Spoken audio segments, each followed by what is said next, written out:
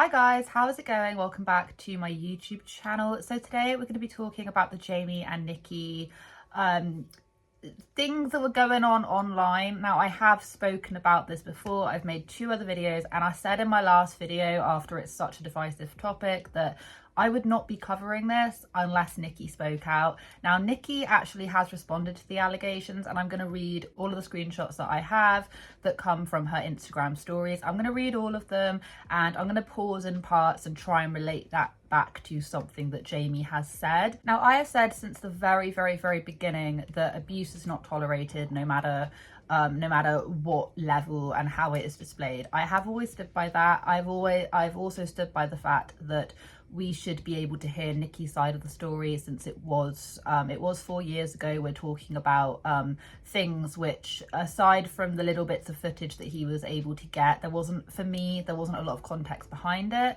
and people had an issue when I said that, and I've said it, so you wouldn't be feeling like that if it was a girl coming on. And I'm going to be completely honest, about a year ago I would have literally have gone like, no, like, you got to believe people that come forward and all of this. But what this year has shown me, especially on YouTube, is the fact that people will come forward and people will say things, and some of the bits they're saying are true, other parts are not. And then you have people going on a social media frenzy attacking the other person before then realizing that actually what they're saying isn't necessarily 100% true. Not to say that there isn't any truth in it. I hope that makes sense. I'm just going to read to you what Nikki has to say, which was what I wanted to do at the very beginning. I just wanted to get both sides of the story, especially when you're not getting the full context behind it. And when I say full context, he did share video footage. What happened before that happened, what happened after that, there were texts that were missing, and I'm just thinking critically like that. And I know a lot of people in my comment section said, like, how dare you, da da da da da. And I understand that, and I have said that from the beginning, that abuse is not tolerated no matter what form it comes in. So first one said, I made a video responding to the allegations and was ready to press post, but for the sake of our children, I'm not going to engage in a back and forth online. I'll share context that was missing from his video and leave the subject alone. I have had no contact with him since he posted that video, nor have I threatened legal action. Jamie removed the video simply because he saw that people weren't buying his story. Now, I thought that maybe because, and I only recently learned this, it's an offence to film people, residential, private situations like a house or blah, blah, blah. Out in public, it's a little bit more like up in the air, but like private settings, you're not allowed to film and upload content without that person's permission. But I kind of thought that maybe that was the reasoning why. But Nikki is saying that she's had no contact, and that he just simply removed the video. Now, I would have thought Jamie would have said something since then if it's not to do with legal action. I'm not saying what she's saying isn't true.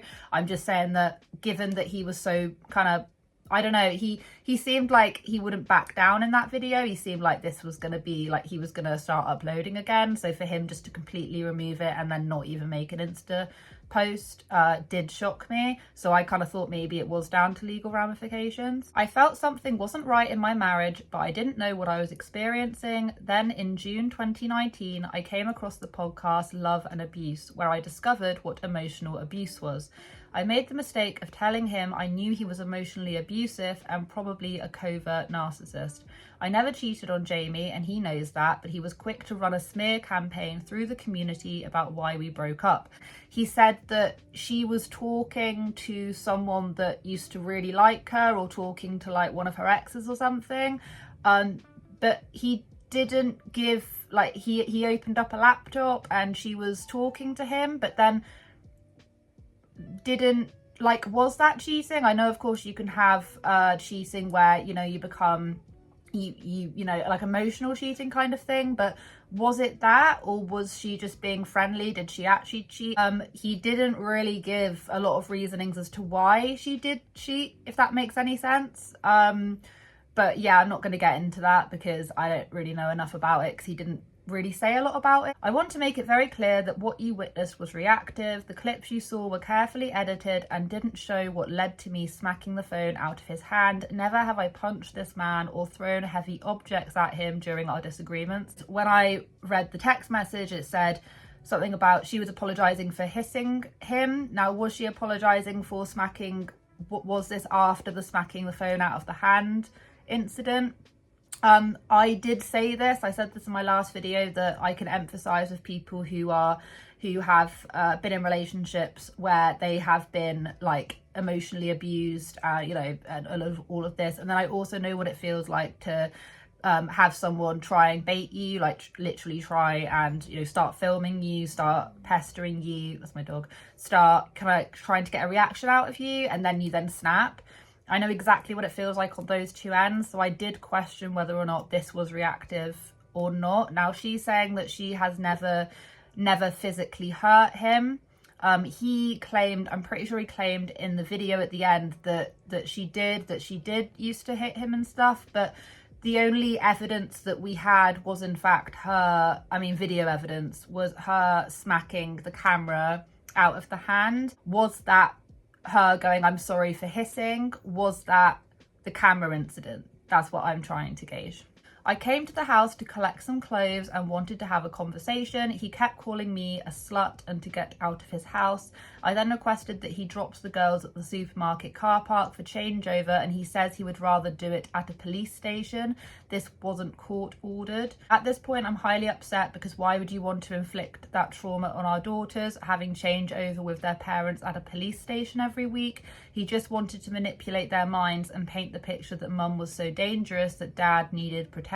I smacked the camera out of his hand because I was in a vulnerable moment and didn't want to be recorded. This was a pattern where he constantly violated me by filming me without consent. It started early at 18. Then when I gave birth, he posted my very personal birth vlogs without giving me any time to emotionally recover. I remember begging him to give me time with our new baby before we shared her with the world, but he told me to stop sabotaging the channel. I remember of him talking, he spent a very long portion of his video talking about how he is now not allowed to post the girls that much. He can only post them once a week, which, by the way, she actually provides documents kind of stating this from the court. But from what I've gathered from what people have been saying, and even what he was saying, she wasn't the most she wasn't always like as happy, like she wasn't as always like present on the vlogs. If that is right, if that's wrong, please let me know. He did spend a very good portion of the time getting annoyed that he couldn't actually like film the girls more. When the cameras were rolling, Jamie was very sweet to me, but behind the lens he was highly critical. My body after children quickly became a main topic, and he expressed me needing to hit the gym 3 weeks postpartum. He would repeatedly comment on my stretch marks and loose skin, asking why I couldn't just snap back. He blamed me for absolutely everything. Nothing I could do was right, and I was at fault for anything that went wrong in his life. Which, if you're ever going to comment on a woman's body, that is absolutely deplorable.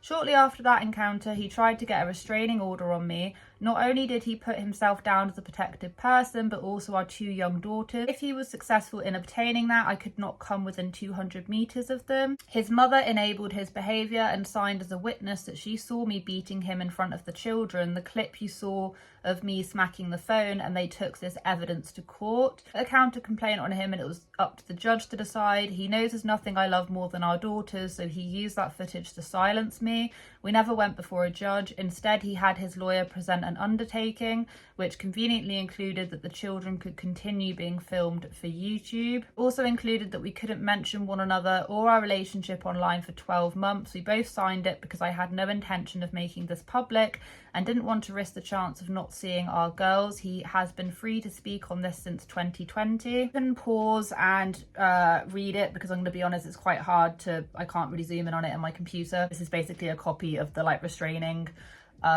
situation. It says, I undertake that I will not, this is another, publish on the internet by email, other electronics, contact or communicate the protected person to go anywhere within 5 meters. And it also then says on it, I'll apply except for creation and upload of videos, including the children. which I do think, if what she's saying is true, in the fact that every single thing that she said is true, I think that it would be an excruciatingly low blow for him to file a restraining order when he has been the sort of like instigator of it, and there's never any excuse for obviously like physically touching or being aggressive towards anyone else. But I won't lie to you, and I'm really not gonna lie right now, if someone would whack out a camera every single time, and I have been in these relationships before, but it wasn't every single time, you know, if someone whacks out a camera and starts filming you when they've like literally pushed you to the end of your limit, I would be lying if I said that I wouldn't be quite tempted to whack a camera out of their hand, or like whack the phone out their hand. And I know that that is obviously a reactive response. I kept him from the kids. I said you can see them whenever you want. All I ask is that he stopped exploiting them. I saw how it affected me in the marriage, and I didn't want our kids to suffer the same confusion because dad was totally different when the cameras were on. In 2020, Jamie messaged my sister and was trying to get me back once he saw his views were still low. Despite using the kids for the majority of his content, I had already filed for divorce, but he wanted me to change my mind. He came to my parents' house, we went for a walk, and he told me he wanted his family back. I said no, and our divorce was finalised December of 2020. Since then, I've been negotiating their online presence and managed to get it down to one video a week featuring the kids. This was across all platforms, including YouTube, TikTok, and Instagram. I worked very hard to lower their online presence because I saw how it affects them. I initially agreed to him filming with the kids as long as he pays them a percentage, but he refused that offer. Now that is extremely scummy. Of course, if he wants to come on and prove to us that he does in fact pay the kids. The sounds of it, she didn't really seem 100% happy with being filmed for their family channel anyway. If the kids are not happy about being filmed, then I don't understand why he would keep on filming them. I mean, the only people that would really know that are the kids themselves, and you can't really ask them. But if he won't pay them like a percentage, I mean, this is how he makes his money.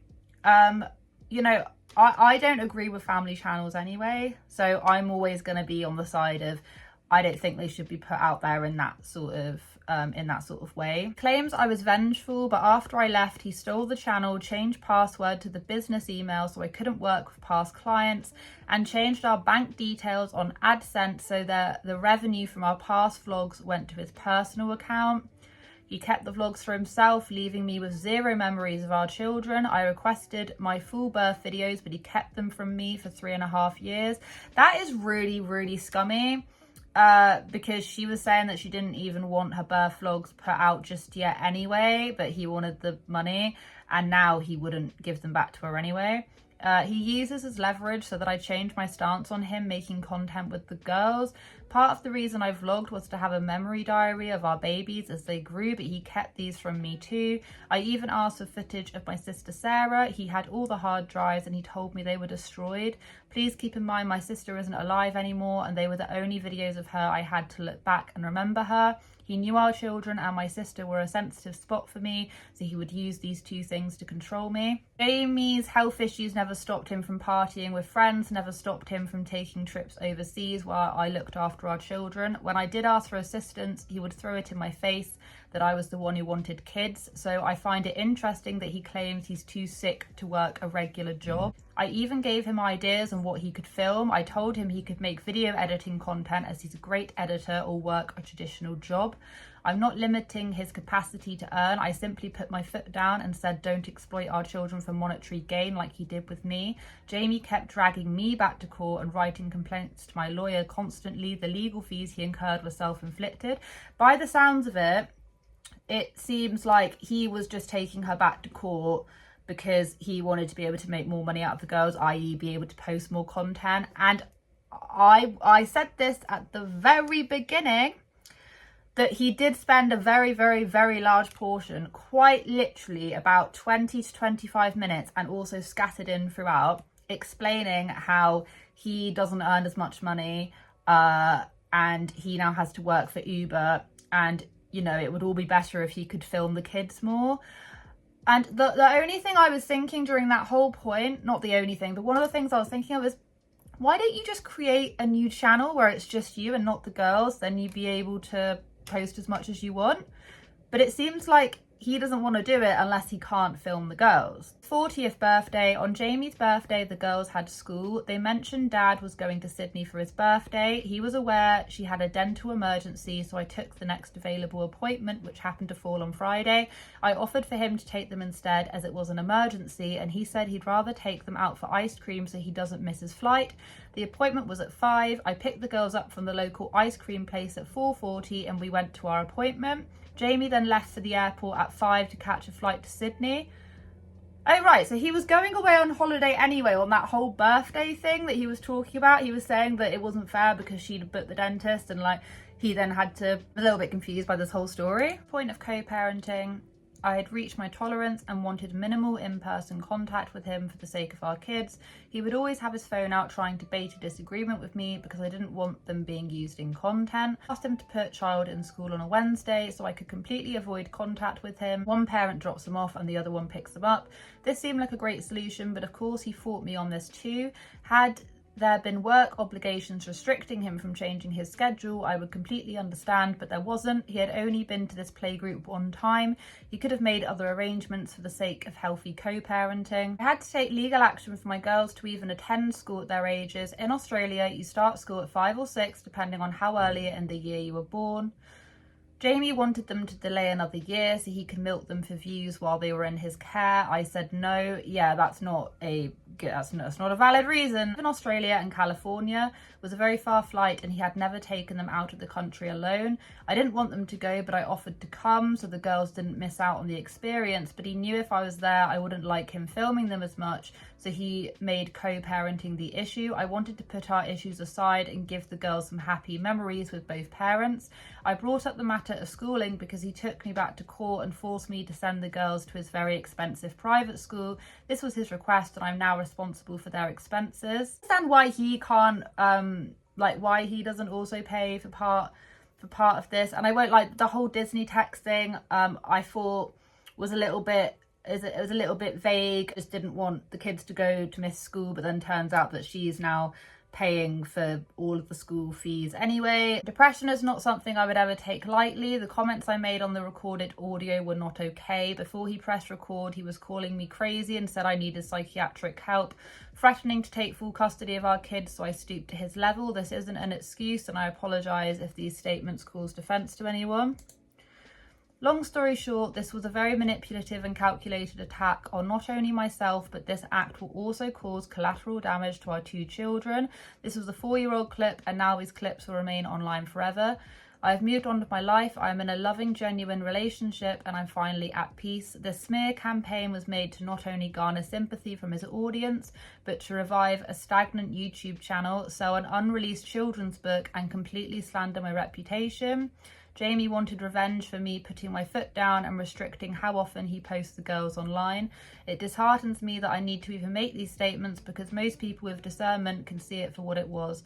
Thank you for taking the time out of your day to read this. To her children, I'm so sorry. So that is Nikki's side of the story. So we've now got both of them, and I feel like I've commented enough. I feel like I've commented and said bits and bobs throughout, but I would really like to hear what everyone else's thoughts and feelings are about this. As number one, as what Nikki said as well, what this has done is cause collateral damage to the 2 children. Did Jamie come out and do all of this because he's bitter that he can't put the children online that much? Or did he really mean it when he said all this stuff about Nikki? Was Nikki a victim of abuse herself? The thing that we saw her doing on camera, was that because it was reactive?